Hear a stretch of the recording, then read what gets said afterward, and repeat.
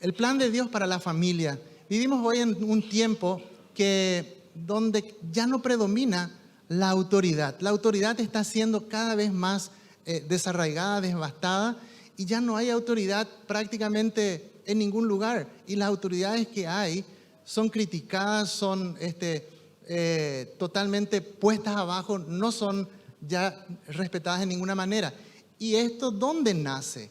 Nace en la familia, donde que ya los padres ya no son los que deben de ser, lo que representan, lo que deberían de representar en su casa.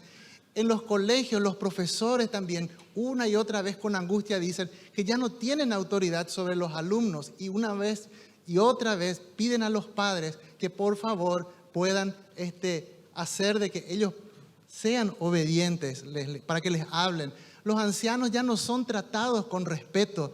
Vemos esas dos franjas, las desplazadas, los niños y los adultos. Vemos tantas cosas de esto, es tan real y normal. Muchos maridos parece que ya no son las cabezas del hogar, ya están perdiendo la autoridad, y donde que Dios estableció que el marido sea el jefe de la casa, sea la autoridad de la casa. No con una autoridad que va a hacer ejercerlo por la fuerza, se entiende eso, y siempre aclaro esto, sino una autoridad que ama, una autoridad que envuelve, una autoridad que protege, una autoridad que da todo de sí. Eso es una autoridad, pero se está perdiendo eso. ¿Pero por qué? Porque justamente no está tomando el que debe tomar su lugar que corresponde. Y Dios quiere cambiar. Él quiere tomar todas estas familias. ¿Para qué? Para que sean familias que sean transformadas por Él. Y por esto Dios dejó un modelo para seguir. Y por eso hablaremos hoy de ese plan. Nosotros pensamos de que esas familias que están destruidas, familias que están con pleitos, que están con discusiones, son solamente gente de afuera, gente que no conoce al Señor. Obviamente que ahí es más fuerte, pero ¿saben qué? Muchas veces es triste escuchar cuando en medio de la iglesia, la casa de Dios, escuchamos problemas de matrimonio así. Escuchamos que hoy todavía hay platos voladores en la casa de nuestros hermanos. A veces nos vamos al supermercado y le vemos comprando los platos. ¿Y qué pasó? Se me rompieron unos platos, volaron unos platos, pero no porque el bebé echó el plato, ¿verdad? Sino porque el otro bebé que hace el bebé que tenía que ser grande anda tirando platos. Todavía existe ese tipo de cosas en familias de creyentes. Eso no debería de suceder. Deuteronomio capítulo 6, versículos 4 y 9, que es llamada la confesión de fe del pueblo judío. ¿Qué dice ahí? Se llama el Shema. ¿Se acuerdan la serie del Shema del año pasado? Que decía: oye y escucha, y tomando este verso en el hebreo se repetía de mañana y de tarde esta escritura, y nos enseña varios principios importantes que se debe aplicar en nuestras vidas. Tomando entonces este pasaje de la palabra, del por qué era tan importante esto de transmitir el temor de Dios a las siguientes generaciones, quería repasarte cuatro puntos específicos. El primero, el plan de Dios para la familia, que demanda de una entrega total, para la gente que está anotando. El segundo, el plan de Dios para la familia debe ser aplicado antes de ser enseñado. El cuarto lugar, el plan de Dios para la familia debe repercutir en la sociedad. El tercero, creo que no te dije, el plan de Dios para la familia tiene como base el mismo hogar. Moisés dijo al pueblo: oye Israel, Jehová nuestro Dios, Jehová uno es. Y amarás a Jehová tu Dios de todo corazón, de toda tu alma y con todas tus fuerzas. ¿Qué significa esto? Que Dios quiere ser exclusivo en nuestros corazones. Dios no quiere compartir nuestro corazón con otra cosa que no sea Él. Él no quiere compartir con otra situación, con otra creencia, con otro parecer. Dios no es un Dios de religión, sino que Dios es un Dios de relación. Es Dios. Por eso Él pidió y Él dejó escrito y establecido de que Dios es uno. Y la unicidad de Dios está en contra de los múltiples Baales, de los múltiples demonios. Porque Baal, ¿se acuerdan? Aquella representación del mismo Satanás, Baal se movía o se sigue moviendo con demonios. Pero Dios no se mueve con diversidad de cositas, sino que Dios se mueve a través de sus hijos. Dios tiene hijos. Baal tiene demonios que se valen para andar acechando y haciendo sus cosas. Pero Dios tiene hijos. Entonces, si es que en una familia o en una persona tiene Baales en su corazón y no tiene a Dios solamente en su corazón, ¿qué va a hacer? Está adorando, y eso se llama idolatría, y como idolatría va a estar adorando a otros dioses y va a andar conforme su corazón a aquellos dioses y no conforme a Dios, que es lo que va a estar compitiendo. Entonces, muchas veces pensamos de que la idolatría se trata de aquellas religiones que tienen ahí, que en su lugar hay una esquina, algo que se prende humo y qué sé yo, que tienen una figurita o que tienen una estatuita. Y muchas veces pensamos que eso nada más es idolatría. Pero idolatría va mucho más allá que eso solamente. Dice Pablo a los Colosenses en el capítulo 3, versículo 5, fornicación, impureza, pasiones desordenadas, malos deseos y avaricia es idolatría. Así que muchas veces pensamos que aquello nada más es idolatría. Y acá dice fornicación, impureza, pasiones desordenadas, malos deseos y avaricia. ¿Se dan cuenta que aquí, a veces pone acá en el filtro, fornicación, ¿cómo estoy? Estoy bien, gloria a Dios, estamos bien. Impureza, y bueno, por ahí algunas cosas. Pasiones desordenadas, y pasiones desordenadas, y pasiones. O sea, hay una pasión que debe ser fuerte, poderosa, de seguir al Señor, determinación de seguir al Señor, pero hay otras pasiones que no son del Señor y muchas veces nos llevan a ir detrás de otras cosas que Dios no nos llamó a ir, o pasiones y fuerzas que lo entregamos a otras cosas y no al Señor. Y vemos eso de que hay prioridades desordenadas, o sea, pasiones desordenadas, malos deseos. Hay muchas cosas que nos distraen, que no es el deseo de la voluntad de Dios y nosotros vamos detrás de aquellas cosas. Entonces, ninguna familia, ningún hijo van a llegar jamás a ser la clase de gente que Dios quiere que sean si no se le da la prioridad a Dios en su vida.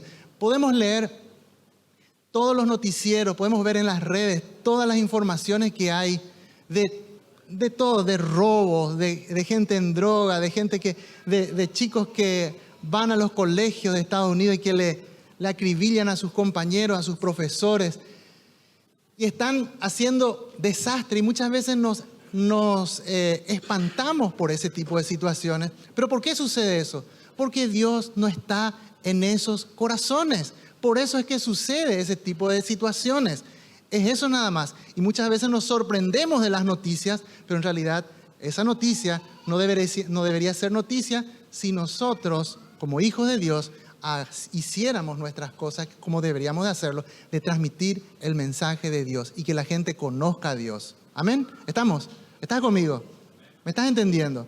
Esto significa que Dios quiere un amor sin reservas. Dios no quiere un corazón partido, una parte para Dios y otra parte para el enemigo.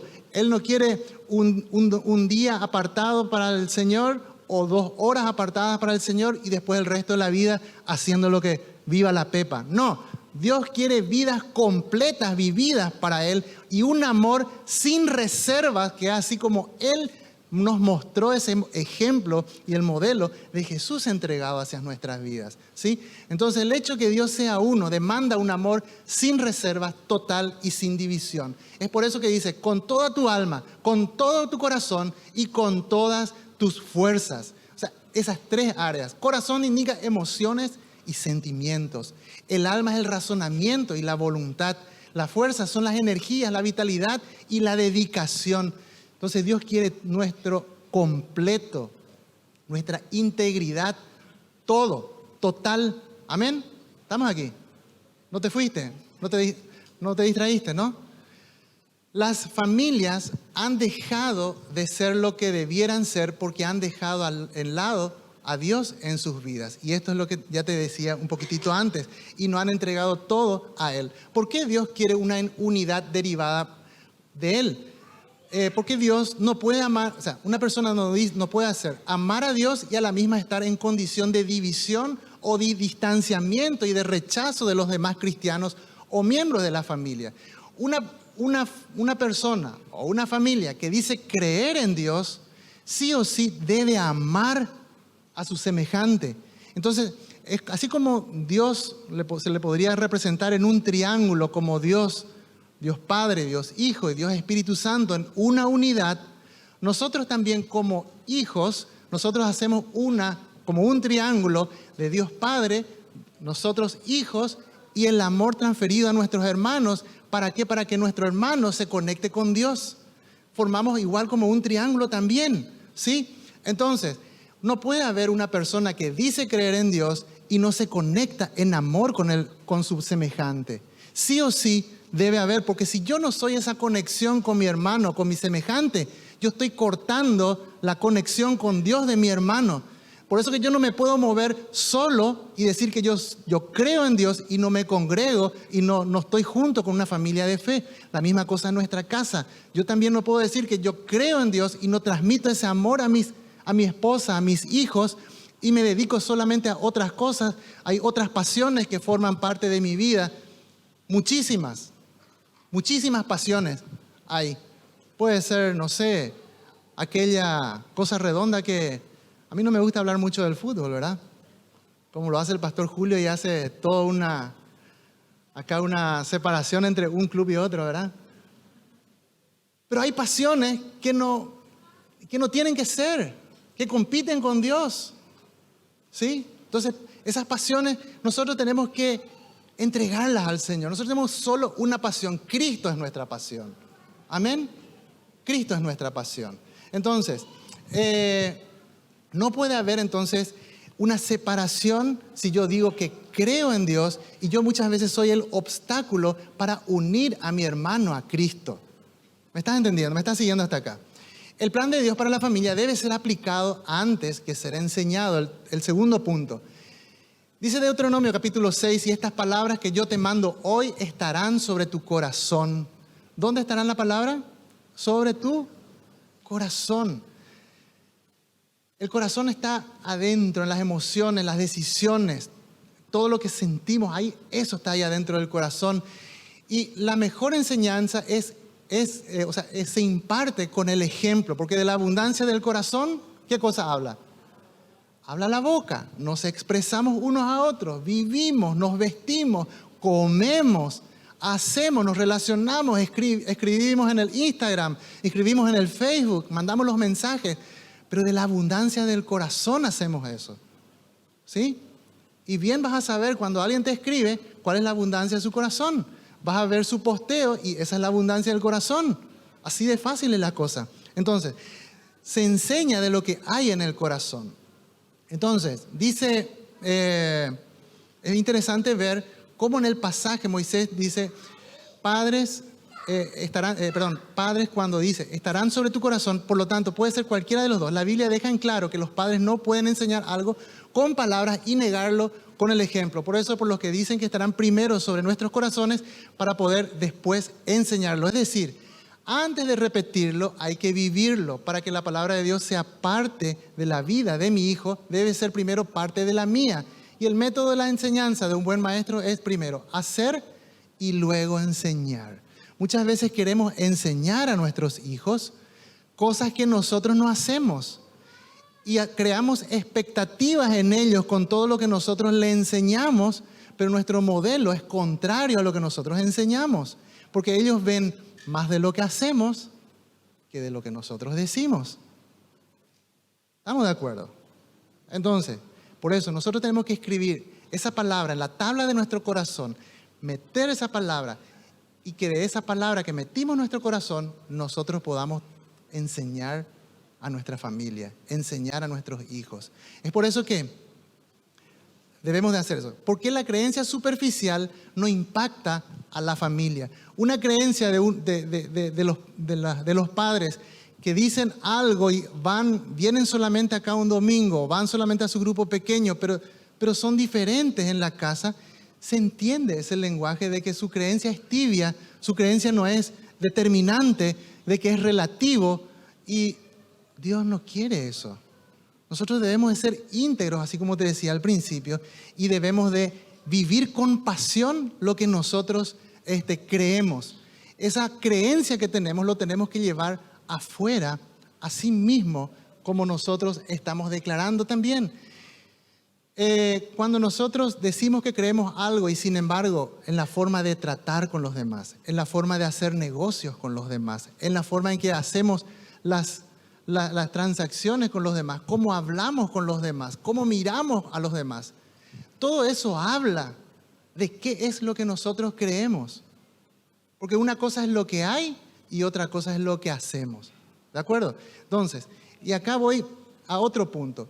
Todos sabemos de que hay gente que es la más difícil de alcanzar. ¿Quiénes? ¿Dónde están la gente más difícil de alcanzar? Allá entre los musulmanes, ¿verdad? ¿Dónde están? Los compañeros de trabajo. ¿Dónde están? Ahí están. La familia. La familia es el campo misionero más difícil. Ese campo misionero es el que más cuesta ganar, el que más cuesta conquistar. Pero ¿saben qué? Nada puede suceder a través de nosotros si no nos sucede a nosotros primero. Nosotros debemos ser testimonio para que los nuestros vean lo que sucedió en nuestras vidas. Y me podés decir, vos le podés hablar todo lo que quieras, pero si no ven un cambio en vos, no van a creer nada en lo que vos estás diciendo. ¿Sí? Entonces, tenemos que vivir ese testimonio de una vida cambiada, vida transformada, una vida que se encontró con Cristo, que antes hacía esto, pero hoy hace aquello. Y me vas a decir, bueno, yo hace rato estoy haciendo eso, me podrías decir. Y hace rato sigo clamando por ellos. Y sí, podés seguir hablando, podés seguir clamando, podés seguir orando por ellos, compartiendo con ellos. Y es bueno que lo hagas, pero persevera haciéndolo. No bajes tus brazos, no decaigas, sino que en todo tiempo vivir lo que crees, compartir lo que crees, y ellos en un momento determinado de sus vidas van a creer. Amén. Ellos van a creer, porque hay un momento que ellos van a decir, ¿qué pasó con María? ¿Qué pasó con Gustavo? ¿Qué pasó con Juan? ¿Qué es lo que pasó? Yo estoy ahora en una necesidad y necesito algo que Él tiene. Va a llegar el momento. Ese tiempo, nosotros no lo sabemos. Ese tiempo está en manos del Señor, pero nosotros debemos de seguir viviendo vidas íntegras, vidas que muestran ese cambio, y esa integridad que hay en nosotros va a hacer que ellos en un momento determinado crean. Dice Proverbios 27, camina en su integridad el justo, sus hijos son dichosos de él. Camina en su integridad el justo. ¿Sí? Entonces, ¿cuántos justos hay acá? ¿Cuántos justos hay acá? 3, 4. Todos los que han aceptado a Cristo en su corazón han sido justificados, dice la palabra de Dios. ¿Cuántos justos hay acá? Porque hoy nadie levantó la mano, que era por primera vez que vinieron, ¿verdad? Entonces supongo que todos son justificados. Por eso hago esta pregunta. Entonces, ¿cómo serán sus hijos? Serán dichosos después de Él. Amén. Justo entonces es íntegro, completamente íntegro en Él. Y acá hay una palabra una frase que me golpeó muy fuerte, que dice el doctor James Dobson, dice, las huellas que un hijo siga es probablemente aquellas que sus padres trataron de ocultar. Me pegó fuerte esto. Las huellas que un hijo siga es probablemente aquellas que sus padres trataron de ocultar. Muchas veces mostraron una cosa afuera, pero estaban viviendo otra cosa en la casa. Estaban tratando de esconder afuera, pero en la casa no puede esconder. Y justamente quiere que su hijo sea diferente y que no haga lo que hace él, pero justamente en eso que teme de lo que él anda, justamente en eso se convierte su hijo. Pega fuerte eso, ¿verdad? Muy fuerte. Seguimos, porque solo el corazón guarda el corazón. Moisés ya lo dijo, y en estas palabras que le estoy mandando hoy estarán en su corazón. Las palabras de Dios tienen que ser parte de la vida de los padres. Los padres deben vivir de acuerdo a los principios bíblicos para poder ayudar más efectivamente a los hijos. Tener la palabra de Dios en nuestro corazón significa ¿qué cosa? Leer, estudiarla, meditarla y, por supuesto, aplicarla. Te pregunto, ¿estás leyendo la palabra? ¿Estás leyendo o no? ¿Sí o no? A veces sí, a veces no, como dice aquella canción, ¿verdad? Si estás leyendo, pasás al siguiente nivel de estudiarla. Estás estudiando la palabra, estás escudriñando la palabra. Te puede ver tu esposa, te puede ver tu esposo, te pueden ver tus hijos que estás leyendo, estás estudiando y que la estás meditando. ¿Pueden ver? Pasaste la prueba, ¿correcto? Gloria a Dios, pasaste esa prueba. Ahora, el siguiente nivel, está viendo de lo que vos leíste, de lo que vos estudiaste, de lo que vos meditaste, ¿lo estás llevando por obra? Esa es la prueba máxima.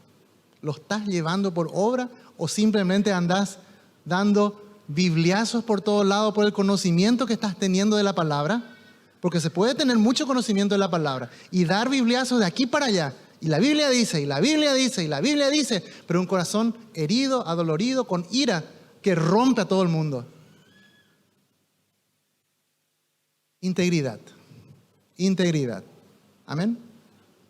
Eso va para la gente de la casa, no para la gente de afuera. Amén. Tercero, el plan de Dios para la familia tiene como base el mismo hogar.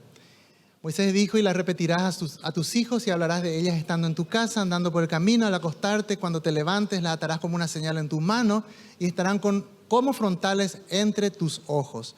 Los padres tienen el deber de enseñar de Dios a sus hijos. La fidelidad de los padres a Dios y la educación en el hogar van juntos, ¿sí? Eso va juntos. Nosotros los padres somos los primeros comunicadores de Dios a nuestros hijos. Y muchas veces, no es que muchas veces, nos han enseñado a delegar muchas actividades. La enseñanza al colegio, ¿sí? La misma cosa la enseñanza de la palabra, a la escuela dominical, que el pastor se encargue, que allá en Bioris y Yorcaris hagan todo su trabajo, que ellos les hagan memorizar un versículo, que ellos hagan su trabajo. Yo tengo trabajo que hacer, yo tengo muchas ocupaciones. Ellos que se encarguen. No, no debe ser así. Nosotros padres debemos de asumir esa responsabilidad y nosotros debemos de comunicar y enseñarles la palabra. De eso se trata. Y cuando nosotros hacemos ese trabajo se va a llevar a obra. Proverbios 22:6. Instruye al niño en su camino y aún de viejo no se apartará de él. Es nuestra tarea, papás, mamás, de instruir a nuestros hijos, de que ellos puedan aprender la palabra, de que seamos testimonio para ellos de lo que nosotros les enseñamos, también ellos puedan llevarlo a la práctica. Y en algún momento determinado de sus vidas, cuando hay una transición que ellos tengan que hacer, no nos preocupemos, porque el Señor dice, instruye al niño en su camino y aún, ¿de cuándo?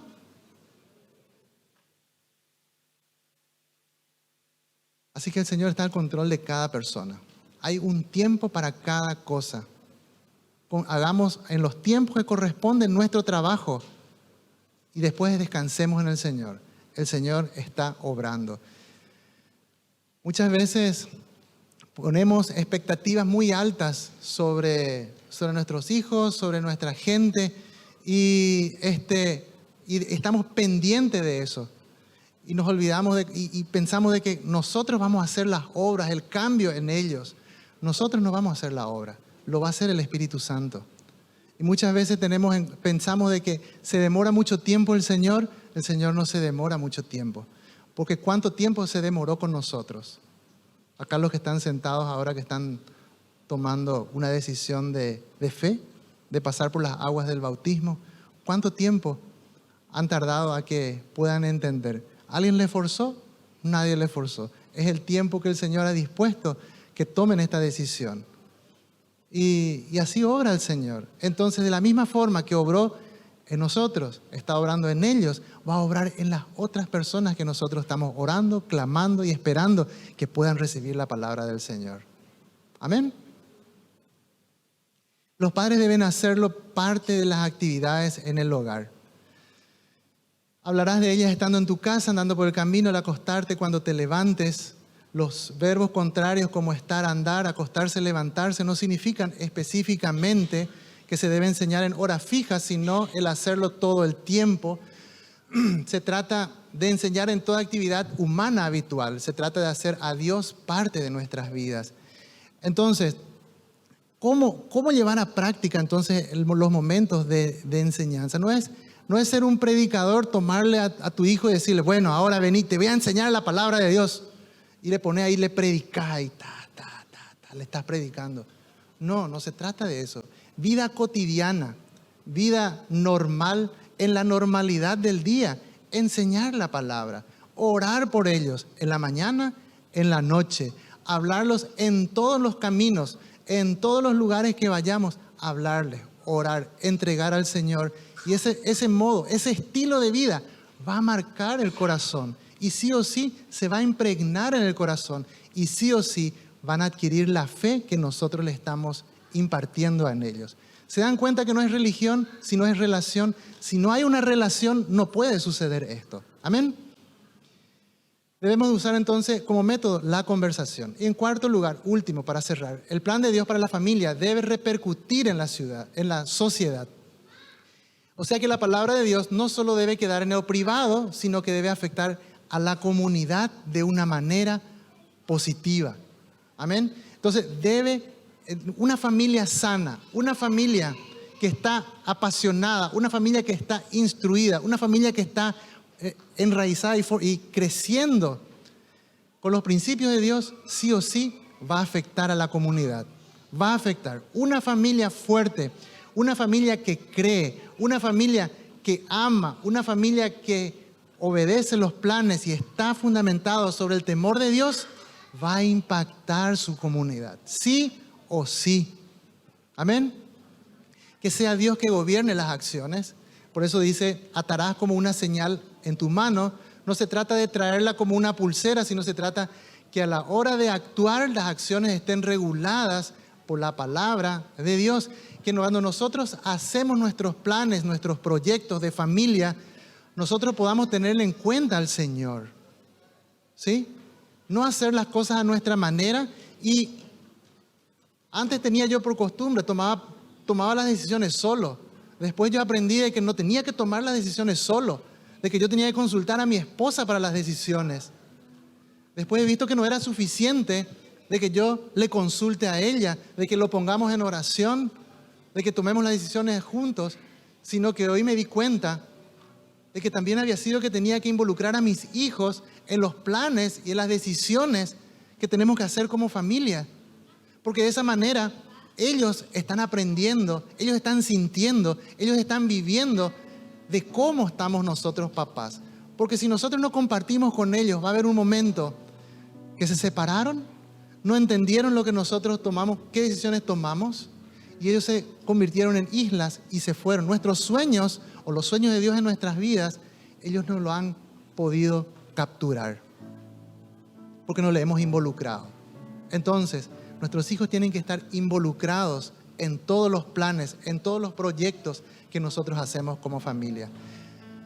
Tenemos que permitir que Dios gobierne todos nuestros pensamientos. Tenemos que permitir que Dios gobierne, en verdad, nuestros hogares.